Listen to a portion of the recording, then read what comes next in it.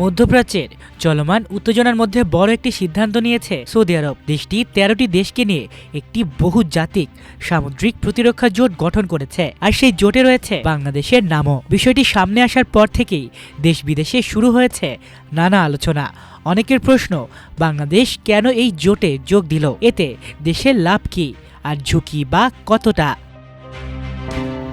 বর্তমানে ইরান যুক্তরাষ্ট্র সংঘাতের কারণে বিশ্বের অন্যতম গুরুত্বপূর্ণ সমুদ্রপথ হরমুজ প্রণালী কার্যত অচল হয়ে পড়েছে। এই পথ দিয়ে বিশ্বের বড় একটি অংশে তেল পরিবহন হতো। পরিস্থিতি জটিল হওয়ায় সৌদি আরব এখন লোহিত সাগরের রুটের ওপর বেশি নির্ভর করছে। কিন্তু সেই পথও পুরোপুরি নিরাপদ নয়।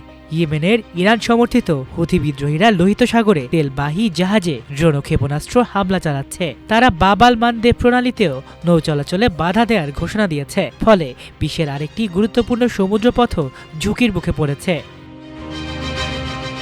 বাব আল মানদেব প্রণালী লোহিত সাগরকে এডেন উপসাগর এবং ভারত মহাসাগরের সঙ্গে যুক্ত করেছে। বিশ্বের প্রায় ১০ থেকে ১২% সামুদ্রিক বাণিজ্য এবং প্রতিদিন কয়েক মিলিয়ন ব্যারেল তেল এই পথ দিয়ে পরিবহন করা হয়। তাই এই রুটে অস্থিরতা শুধু মধ্যপ্রাচ্য নয়, পুরো বিশ্ব অর্থনীতির ওপর প্রভাব ফেলতে পারে।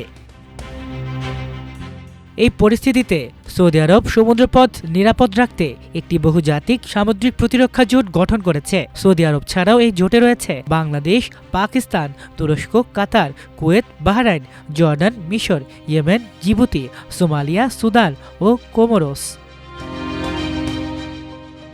প্রশ্ন হচ্ছে, বাংলাদেশ কেন এই জোটে যোগ দিল? বিশ্লেষকদের মতে এর পেছনে রয়েছে একাধিক কৌশলগত ও অর্থনৈতিক কারণ। সৌদি আরব বাংলাদেশের অন্যতম বড় শ্রমবাজার। সেখানে ২৫ লাখের বেশি বাংলাদেশি কর্মরত।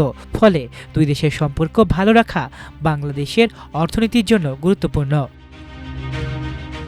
শুধু তাই নয়, এই জোটে অংশ নিলে বাংলাদেশ নৌবাহিনী আন্তর্জাতিক পর্যায়ে যৌথ মহড়া, আধুনিক নৌযুদ্ধ কৌশল, গোয়েন্দা তথ্য বিনিময় এবং সমুদ্র নিরাপত্তা কার্যক্রমে বাস্তব অভিজ্ঞতা অর্জনের সুযোগ পাবে। পাশাপাশি আফ্রিকার পূর্বাঞ্চলে নতুন বাণিজ্য ও জনশক্তি রপ্তানির সম্ভাবনাও তৈরি হতে পারে। আরও একটি বিষয় গুরুত্বপূর্ণ, লোহিত সাগরের এই রুট নিরাপদ থাকলে বাংলাদেশের আমদানি রপ্তানি জাহাজও তুলনামূলক নিরাপদে চলাচল করতে পারে। ফলে জ্বালানি ও পণ্যের সরবরাহ ব্যবস্থাও কিছুটা স্থিতিশীল থাকবে। তবে এই সিদ্ধান্তের সঙ্গে ঝুঁকিও কম নয়। সৌদি আরব যুক্তরাষ্ট্রের ঘনিষ্ঠ মিত্র, অন্যদিকে ইরান তাদের প্রধান প্রতিদ্বন্দ্বী। তাই সৌদি নেতৃত্বাধীন এই জোটে বাংলাদেশের অংশগ্রহণে ইরান কিভাবে নেবে সেটি বড় প্রশ্ন হয়ে উঠেছে।